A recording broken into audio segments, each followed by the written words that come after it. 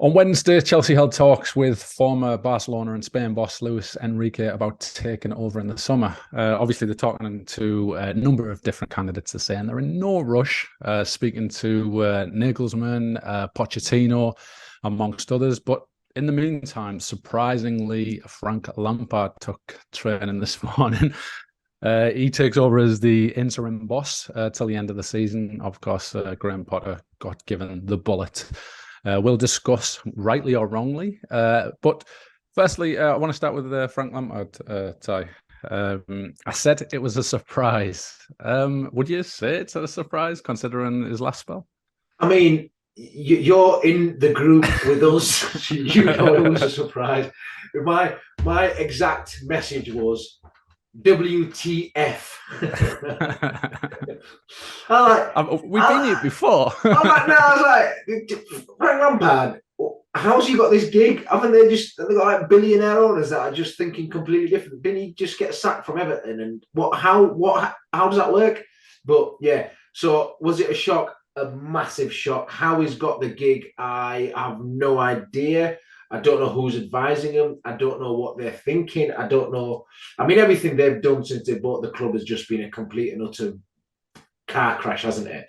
There's nothing else you can really say apart from that. I mean, you got rid of Thomas Tuchel and you replace him with Graham Potter. I mean, it just needs to sink in. You know, you just need to take that on board. Yeah, I mean, I don't get it. I mean, I put it in our group chat now. It's like it's really similar to. I know different sort of levels, but really similar to Southampton getting rid of Hassan Hootel and replacing him with Nathan Jones. I don't get it. You know, there's established top quality coaches and managers, and you bring in up and comers, and they're not even really up and comers. They've not really achieved a lot. You know, it's completely different, isn't it? Managing a team from that are challenging for the Premier League and Champions League to a team that, if they finish mid-table, it's classed as success. And there's levels upon levels of what they've been doing. But this decision to get him in after what he's done at Everton, which was pretty damn poor, and then to get this, I mean, all his Christmases have come at once, haven't they, really? I mean, obviously he supports Chelsea. He's a massive Chelsea fan. But apart from that, I don't know. I mean, has he got any experience managing a squad with 30 players that all want to play? That don't have a striker. They've got all the same issues that Potter had. I mean, he's got 10 games essentially. It doesn't really, it's a free hit, nothing. You know, they could lose the next 10 games and he's still going to be there. It's very much interim. That's what I thought. And when it got appointed, I was like, oh, what's the big deal? Like, you know, there's only 10 games left in the season. They could put just about anyone there. First of all, that's the point. You can put anybody there. Secondly, and they chose Frank Lampard. But secondly, they've got a Champions League. I remember they've got a Champions League quarterfinal. Is it a quarterfinal coming up? Yeah, it's like Roberto Di Matteo. Do you remember him? A few years ago, he just won the Champions League and he was there for like absolutely. But it shows you that like, you know, Frank Lampard, like you said, I think all of his Christmases will have came at once. You know, he could potentially go on and win the Champions League. Yes, you know, yes. That is a possibility. But look where it doesn't mean anything. Look at Di Matteo. Sorry, you did say Di Matteo, wasn't it? Di Matteo, yeah. That hasn't necessarily helped his career any further. But I suppose it would look good on a CV compared to what you've done with Everton and Derby and Chelsea the first time. But I just can't for the life of me get my head around it, because essentially the candidates that they're talking about, they're all out of work at the moment. Like, you know, Pochettino, Nagelsmann, and Luis Enrique, they're all out of work. So you're thinking essentially, if I'm a Chelsea supporter, I want the manager to come in now so you can kind of see them in competitive action, get a good pre-season behind them, and then see who I want to weed out, not go in on July the 1st or whenever it is and then think, right, I'll have a full pre-season, then I'll decide who I'm getting rid of. For me, that doesn't work. So I think they should have just brought in someone now just hit the ground. Yeah, I think you made a great point. I think Chelsea are in such a unique position that even if it means just keeping Bruno, whoever it was who managed Liverpool, for the next 2 games, get whoever you want, give them 6 or 7 games this side of the season, but kind of like write this season off. It doesn't make a difference. Yeah. That manager's got 7 competitive games to have a look at 30 players essentially, who he wants to keep, who he wants to move on. Obviously, the younger players that they're going to keep, whether it goes out or not. Then you've got a pre-season, and you've given that manager a great opportunity to kick on. Then if you get through, most halfway through next season, and there's nothing changing, and it's just as it was with Potter, you could. I just think you're giving. Yes, that I get some managers don't want to commit to anything until the summer, which is fine. But I think you're interviewing all these managers, you're giving them an opportunity to sort of move on and kick in. The other manager that I heard was Antonio Conte, that they're looking to interview as well. And I was like, are they just going back in time here? First Lampard, then Conte. It's just strange. And bringing in Nagelsmann, I mean, if you just ask me, Tuchel's a better manager than a lot of them, And I just think Tuchel's now obviously at Bayern Munich. It's not even you can go back to him with ball in hand and say, please come back. It's just that as well, that boat as well and truly left them. Well, I was gonna ask your opinion shortly on rating the candidates. That was it. But going back to Frank, is he in any danger of becoming that? I hate to say it because he's one of my personal greats as a manager, but he kind of fell down this path. No, I'm talking about a manager that I'm going to speak about. Okay. I love this guy. And he kind of fell down that bridesmaid. He was never quite at a club at the right time, and that's Rafa Benitez.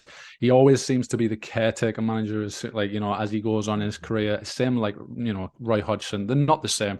I understand what Rafa's done in the game, but is Frank Lampard early in his career almost becoming that guy where he's going to flit from club to club to try and just help them out? The Kirbishleys and the Sam Allardyces of the world.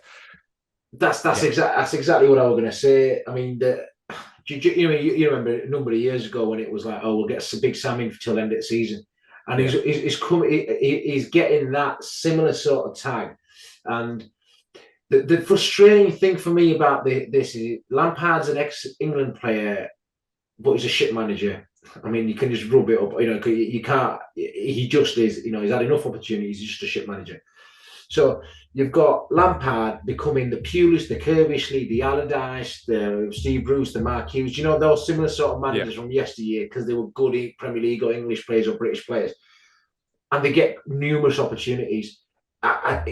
He's just getting opportunities that he really shouldn't be getting. I mean, there's a huge... I mean, the one that Patrick Vieira recently got sacked, right?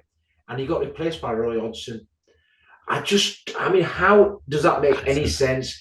You've got, and it's really frustrating. I know, there's a huge lack of black or any, black managers or managers of colour within the league. And Patrick Vieira getting replaced by Roy Hodgson, it just doesn't look good. It's not great. You're not telling me Roy Hodgson's a better manager than Patrick Vieira. He's retired 3 times and they're bringing him out of there. Frank Lampard, with all due respect, if he was, I don't know, a Paul Ince or a Patrick Vieira, would he have had the same number of opportunities that Lampard has? The thing with Lampard is he has got, A, he's an ex-Chelsea player. Yes, I get that. B, he has a really good reputation and he's a bit of a media darling. He's got a lot of friends within the media industry which help him get a job. Those managers that I mentioned earlier, similarly, they had some really good friends on Fleet Street, which again help them get jobs. So we've just got to be careful with how this looks. Obviously, a footballer owner doesn't care about the makeup of how diverse the Premier League managers are. They just want success. I get that. You want your best managers for the job. But when there's opportunities like this, or Vieira or Hodge, it just, There are still opportunities to give good managers an opportunity to manage at top level. Vincent Kompany's working his way through. He is a manager that you sort of like, looking at it, think, he could potentially go and manage Man City in the future because he's got that aura about him, the way he plays, everything. He's done it the hard way. Frank Lampard didn't get Derby promoted. He had a team with Mason Mount, Reece James, Fikayo Tomori, Tammy Abraham, top players that were a year before they went on to play for Premier League or Serie A teams. So he had, and they didn't get promoted with that. He got a job at Everton, which he didn't really go much further. Again, with Chelsea, he's been really, really lucky with this. So yeah. He does feel like the new modern day Kirbishley, Sam Allardyce, that sort of manager who's come in. It's a roundabout way, but I'm hoping that's answered your question. Yeah, he's like you said, Derby. They started off at 6th when he took over, finished at 6th. Everton 17th when he finished 17th, and I think it was Chelsea. It might have been outside of Europe, and again he left them outside of Europe. People will say that he had a bit of a spell where it was kind of hard to judge him because that first season he kind of had the transfer ban, where he had to essentially blood youngsters and the 30 to 60 odd players that Chelsea of quality already have. But then that second season, he did go out and spend the money, and that's ultimately when he got sacked. 4 months into the season, around about January 2021, when he did ultimately get sacked and replaced by Tuchel. But I just want to see that Everton won 12 out of 44 games, a win rate of 27%. Chelsea won 44 of his 84 games, a 52% win rate, at a club like that. So I just think almost Todd, is it Todd Boehly? Tom Boehly? Yeah, Todd Boehly. Yeah, Todd Boehly. He's just trying to get people, on side because he's made it a few horrendous decisions at the moment. He seems to be trying to play football manager himself. He might as well just put himself in charge at the moment, because he'd do about the same job as, in my opinion, as what Frank Lampard would do. But do you think there's any positives to come from this? Obviously, we're Liverpool fans.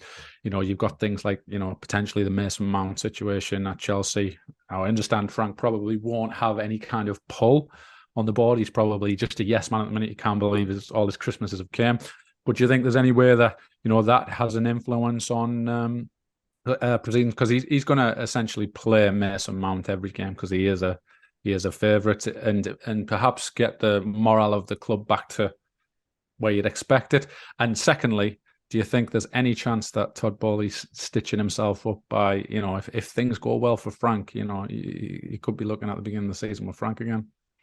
Yeah, I'll answer your second one first. Yeah, there's always a danger of that with an interim manager, because it's, and you've got 10 games of such a short sample size, such a small window, because players could, generally you've got that new manager bounce, and that normally lasts for 4 to 5 games. It could potentially, it's not inconceivable that in the last 10 games they're undefeated for the whole remaining 10 games. That could happen. Then what's trouble? I suppose the fact that they're interviewing now for managers, and they've already made it quite clear that it is, regardless of how well he does, I think he knows, I think the club know that they'll go that way anyway. But you always leave yourself in a bit of a tricky situation. The Mason Mount one's really interesting, because I don't think I think Mason Mount's smart enough to know that Frank Lampard's not going to be there forever. He's there for 10 games. Yeah, so he's going to outlive the manager. Yeah. So it works hand in hand to sort of say, my decision's not going to be related to whether you stay or go, because you're going, Yeah. And I'm looking. So I think he's already been having talks with the other clubs, and yeah, it looks like he's, Liverpool are obviously one of the suitors. Well, going by what's on, the rumours and such and so forth, and the so-called journalists. But I think I think the issue is bigger than Mason Mount. So if you go through Chelsea's team, they have got a lot of players in the same positions. It's a very unbalanced squad. It's got a lot of players, but an unbalanced squad. So you've got 2 keepers. I think one of them might be leaving, and then you've got Onana that they're looking at from Inter Milan. You've got defenders. Yeah. You've got your best defenders, Thiago Silva, who's 38, going on 58. So he's not going to be able to carry on much longer. You've got Koulibaly, you've got Fofana, you've got Babasheli, you've got what's his name, the right side, Shalabala. So that's 5. I mean, the new manager, is he going to play 3 at the back? Is he going to play 4 at the back? That's the other thing. You've got 2 fullbacks in James and Chilwell. You've got Cucurella, who hasn't really been great. You've got Azpilicueta, who's moving on. In midfield, you've got Kovacic, Conor Gallagher, Enzo Fernandez. You've got N'Golo Kante, who plays 2 games a year, both against Liverpool by the looks of it. You've got Loftus-Cheek. Where's he playing? And then you've got a huge amount of winger-stroke attacking midfielders. You've got Pulisic, Kai Havertz, Raheem Sterling. Everyone's forgot about Raheem Sterling, by the way. Mudryk. Got João Felix is leaving. He's going to go. Lukaku. Lukaku, who's on Aubameyang. You got Broja, who's injured. Did they bring Lukaku back? He's that £100 million player. Mm-hmm. And they're unbelievable. We talk about other clubs and Man City spending loads. Chelsea have spent ridiculous amounts. I mean, where's FFP? I know this. They're making the contracts last for 8 years. I don't know. I just think it's all a bit.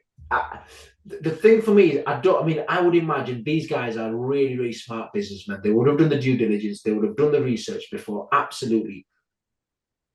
I don't know what they're doing though. I'm sure they're smart, and they're coming into football.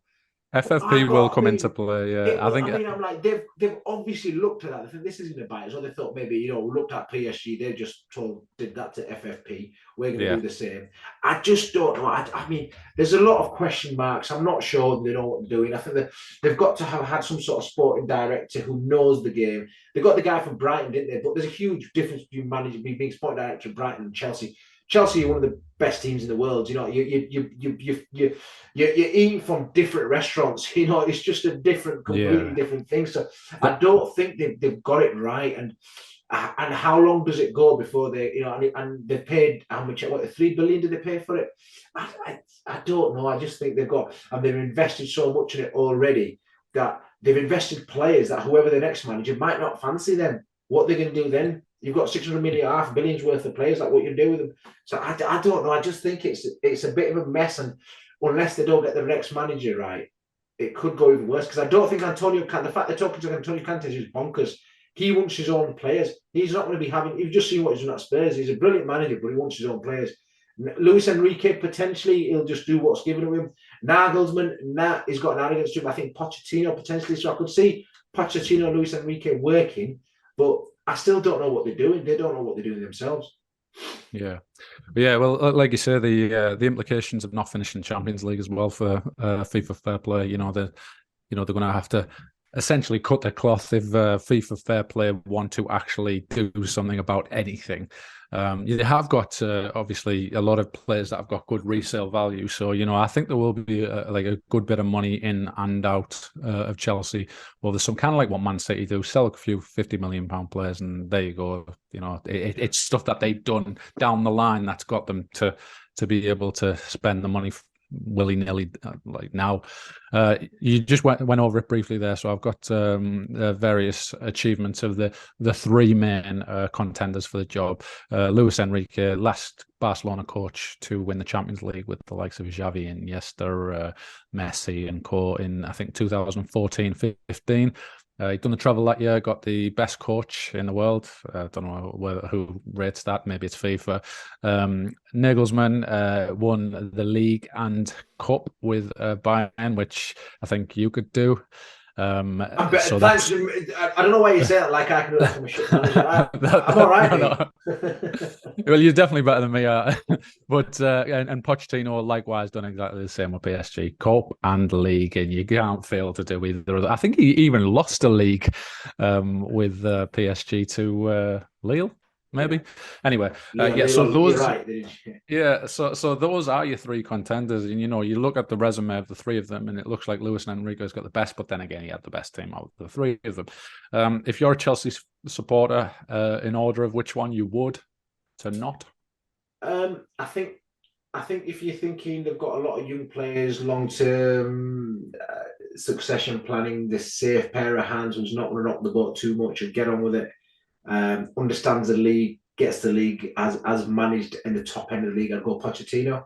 I think he's a fairly obvious one, and he's sort of kept away from other jobs as well, sort of waiting for a bigger one. His time, waiting for a bigger one, and it just makes a lot of sense. I think he'd fit well. Luis Enrique, I don't know how good his English is. Sometimes they're just like, they speak in Spanish, and suddenly they do an interview in English, and it's like, shit, they speak better than me. So that's the thing. Nagelsmann, I think the Germans always speak English, good English anyway, don't they? You've got to make sure you're aware of the language thing is a difficulty, I think, because you've had managers who struggled, and I think as a player you struggle to understand their philosophy, their instructions, what they want from you. So I just think Pochettino, for me, if I was a Chelsea fan, that's the route I'd be wanting to go down, who I'd want to be managing Chelsea, because you've got so many young players, and I think he gets it as well. He'd be able to. He's not gonna. He'd get on with the players that he's got. Work with. Can you imagine the Spurs fan if Pochettino goes to Chelsea? Wow. Is looking at the list of those names, and don't get me wrong, two of them are. Well, all three of them are relatively young coaches, who are open more than anything. I've got a manager for you, and I heard it. I was just going to say, is there any that you think? Well, I've got a question for you. I just want your thoughts on it. I heard Brendan Rodgers' name mentioned for Chelsea. What do you think? I think he's due. I think he needs that one more go. Like, I think he warrants that one more goal. You know, things haven't been going well with Leicester recently, but that's just a case of something running its course. You know, I think he's thought, you know, I've got as much as I can out of this squad of players. And I think the players feel that as well. Now, I think I loved him when he was at Liverpool for a good amount of time. You know, he had us playing a beautiful brand of football. And, you know, he's done it with Leicester. You know, he's done it with Celtic. You know, contrary to Frank Lampard, he has earned his stripes in various places. You know, people won't call him a success at Liverpool, and, you know, the silverware and that'll back that up. But, you know, he did have the fans on board at a point where we were playing some of the best football that, you know, we had in my lifetime at that point. Yeah. But so for me, he deserves an opportunity. So it is a good one to throw in the ring, because you look at the other three there. You know, they're not. You put Brendan Rodgers in charge of any of them other three clubs, the outcome's not too dissimilar. Yeah, yeah, you're right. What about him? What about him going to Spurs? Who, Brendan Rodgers? Yeah, I'd take him. I'd absolutely take him. Yeah, he's because Spurs are struggling at the moment. Spurs are obviously, they seem to be playing second fiddle to Chelsea, and, you know, it seems like by all reports, by all accounts, they seem to be getting knocked back. And the last thing you want is to be someone's second choice. And it seems like a lot of the time Spurs are the second choice. You know, you think of maybe Conte. Would he have really taken that job if, you know, like, let's say the Chelsea job was available? And that's not what you want. You want someone who is at that level. And for me, it is a case of Pochettino, it is Brendan Rodgers, it is those types of guys who will make Tottenham a priority, and a good coaches, because if you're going to work under Daniel Levy, you've got to be a good coach. You can't just be someone who's a Jose Mourinho, for example, who's a, you know, a bit of a checkbook manager. No, good point. Yeah, and I got one more for you. What happens to Graham Potter now? What's his career trajectory? That was my question. Was it all right? By the way, I've got no idea what his questions are. No. So this is just we just wing it. We just talk about football. So we have an idea what we're going to talk about. But Graham Potter, and I thought he did brilliant, because he used to. Cause I live in West Yorkshire, so I'm not far from Leeds Beckett, where he used to manage, and he managed North East Counties, which is a non-league, and he worked his way up. He were in Norway, and he's obviously Swansea won it. Swansea, and then Brighton. He's worked his way up. He's done it the hard way. He has. But I mean, Brighton, has he been found out? I mean, yeah, I do think to an extent, because see, you can be a good manager and a coach, but you need a different aura about you to manage a top team. You know, you look at the top managers in the world. You look at Jurgen Klopp. You look at Guardiola. You look at Ancelotti. You look at Thomas Tuchel. There's an arrogance about them. You look at Mourinho. There's an arrogance about them. They're managing the top. Well, they carry the team as well. You know, it's not a fight you're going to win. No, they demand respect from the players, and there were players that were googling who's Graham Potter. You know, and that was a story coming from Athletic. I don't know if it's true or not, but generally they're on the ball. And it was like, is he related to Harry Potter? I mean, there was shit like that. They were calling him Harry, apparently. I know. I mean, if you've got that, you know, you just like, you need respect. And if you've got your players taking the piss out of you, it's just a tough fight. You've got you're managing like world champions, best players in the world here, and you've got who's Graham Potter. It doesn't fit right. I mean, I think people know who Graham Potter is now, that he got sacked from Chelsea because he couldn't manage 300 players. But I don't think many managers could. So I think for him, the next one, because there was obviously the conversation, Leicester actually asked him on the Sunday, do you want to take over? Like, we're literally a day later. And he's like, nah, I want some time out, which I think, you know, goes back to our theme of managers. You don't want a relegation on your CV, do you? Exactly, yes. So, like, you know, he's got to take that time out. And I feel really sorry for him. It's kind of like you were with that girl who was, you know, she was grown up, you know, she's kind of cute.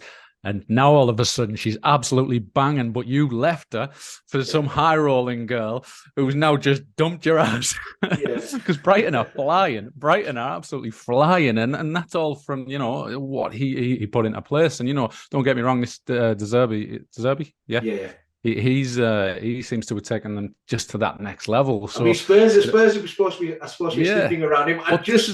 This is what I was just about to say. They should tell you, don't do it. Stick with that. And that's exactly it. So, you know, we're looking at Chelsea, we're looking at Tottenham, we're looking at Leicester at the end of the season, we're looking at potentially Palace. You know, there's probably another one that I'm missing out.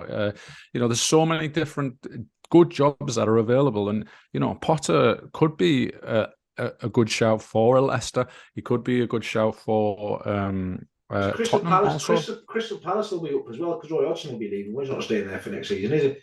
Do you know what I mean? Yeah, they've got him in to do a job. So yeah, there are jobs available. And I think they're right to hold, to just wait it out, get to the end of the season because you don't know what clubs you don't know what league some clubs are going to be in. So it's just like you kind of powder dry. Tottenham's another one. Tottenham's another one. Potter will make that his priority, because essentially at the end of the season, I don't know about you, but I think Harry Kane's going to go. And that's it's going to get them quite a bit of money, but it's not, Tottenham have never been really big spenders. Once Harry Kane goes, it's going to take a coach. It's going to take someone who's going to take that on.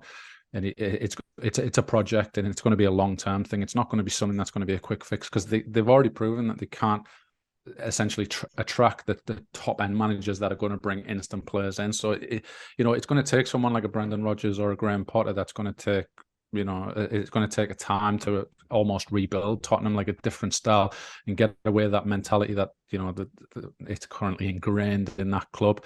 But not moving on, kind of sidestepping. I just wanted to, with Potter going, I just wanted to speak on the current state of English managers. You mentioned earlier, Roy Hodgson coming back in. Roy Hodgson should never have to come back in if we've got, the level of coaches coming up. Patrick Vieira, he had a hard time with Palace. I think, I agree with you. He should still be their manager. They've got a nice little run now. Roy Hodgson will look great, and he'll probably end up taking over next season. But we've got Steven Gerrard as English manager. Steven Gerrard, Nathan Jones, Graham Potter, Scott Parker, and let's call Brendan Rodgers in British. I think Nathan Jones is also Welsh. There's not many out there that are kind of, pushing for these jobs. And, we were both raving about Potter. We have done over the last year. And that, what does it say about the crop of current British managers when, you've got likes of Roy Hodgson coming back in and Frank Lampard almost doing the merry-go-round already, when you've got the likes of Vincent Kompany, an upcoming manager. You've got the Spanish coaches in our league, Emery, Arteta, Pep Guardiola, Ruben Sellers at Southampton, Lopetegui. It seems like there's just a dearth of English coaches. The top managers, yeah. I think if you look at the coaches and managers at the moment across the world, the ones that seem to be leading the way are Italian, Spanish, and German coaches, managers. They're the three that sort of jump out at me and think they're leading the way. There's a few of those, but at those English managers that you mentioned, you missed out Eddie Howe, I think. That was the exception. He was the exception of that. So, I mean, if you go through the current England, I mean, Graham Potter, the other one that's been mentioned for him is to take over from Gareth Southgate, because I think he'll be obviously leaving in a bit. I wouldn't say Gareth Southgate will come in and I can't see a top 10 Premier League club getting him in as a manager and jumping over themselves, because he hasn't really done anything. It's a different ballgame playing managing international football. The bit around, I think from all those you mentioned, the ones that have done well, I think, and deserve it, Graham Potter and Eddie Howe. They're still the two standout coaches, managers for me. We got one 7-month stint at a club doesn't make you a good or a bad manager. You could just, he just walked into a bit of a mess, and that's what's happened. He's obviously done what he's done at Brighton deserves more respect for what he's done in his career. But then obviously De Zerbi doing on the back, but De Zerbi's a top manager as well. But it does show the reason why. So Brighton are a club that I would say would normally shop around and get a good young English manager. For Tony Bloom to go away and get De Zerbi, he's obviously done everything. They do the due diligence to an absolute, to the absolute 10th degree. So he's obviously done that, and he's come back with De Zerbi. So there's no other British managers around that could potentially do it. Brendan Rodgers, Graham, but the ones that are out of job are still the best ones. Brendan Rodgers and Graham. Yeah. So they should be getting a job, in the summer when it comes out. Because unless someone they've got enough credit in the bank to be able to get another job. But apart from that, Steven Gerrard did brilliant at Rangers. He deserves another crack as well. He's done more than Lampard.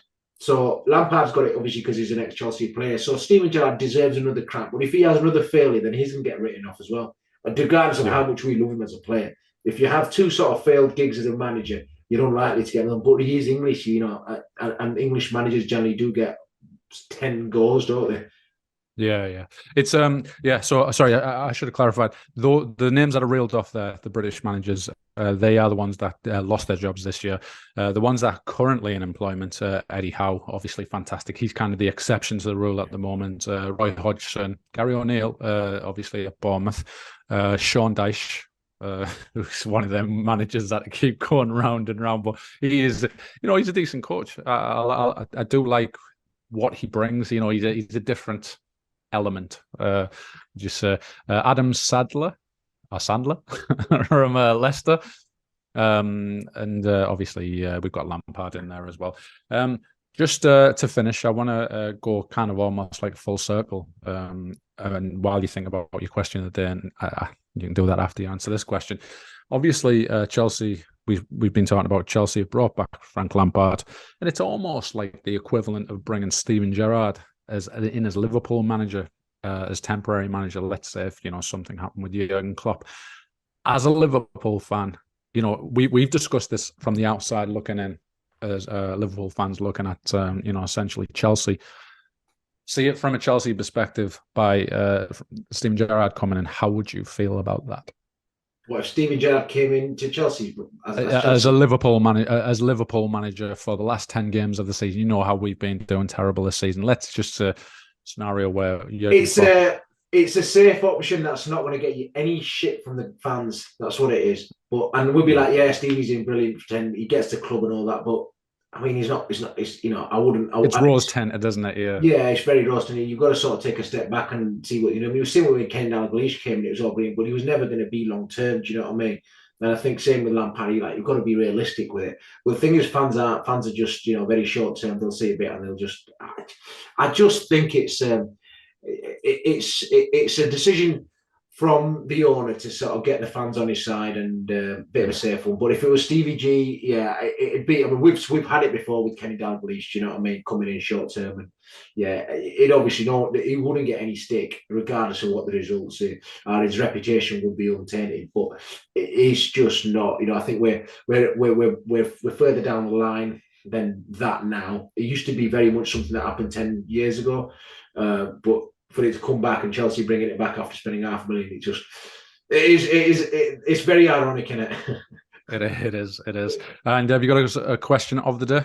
I have, yeah. So from all the managers that have been sacked this season, who do you think has been the unluckiest? So we've had 13, haven't we? 12, 13 managers. So who's been the unluckiest? There are obviously some, really bad ones that deserve to get the boot. Nathan Jones was probably the worst one. He was there for about a month. Jesse, I know you asked my Leeds mates. Jesse Marsh was horrendous, but I thought he was all right. I didn't think he was one worse. Patrick Vieira, unlucky. Hassan Hutel, unlucky. Tuchel, fucking bonkers. Yeah, so there's quite a few there for you to have a think. So who do you think's been the unluckiest manager to get sacked? Just let us know in the comments below. I will always reply to them and interact. So yeah, just let us know thoughts below and we'll get back to you. Excellent. Well, I'm going to keep this short because Ty's about to open his fast. So thank you guys for watching. As always, this has been Beating the Press podcast. Follow us on all the socials, Twitter, YouTube. What else are we on? Facebook as well, yeah. Yeah, all of that good stuff. And again, leave your comments down below. Answer Ty's question of the day. Thanks for watching, guys. See you later. See you guys. Bye.